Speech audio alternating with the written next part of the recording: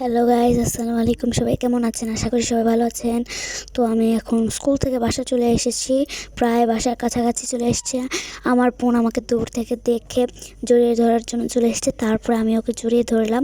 তারপরে দুজন হাত ধরে বাসায় চলে গেলাম। তারপরে ফ্রেশ হয়ে দেখছি আমার মাকে রান্না করে, দেখি আমার প্রিয় মিষ্টি কুমড়া ভাজি রান্না করছে। তারপরে আমাদের কুকুরের বাচ্চাগুলোকে ভাত দিলাম, তারপরে নিচে খেলাম।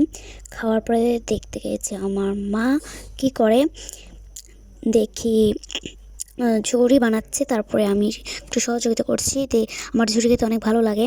তো আমাদের এটাকে ঝুড়িও বলে, আবার সেওই বলে। আপনাদের এখানে কি বলে কমেন্ট বক্সে বলবেন।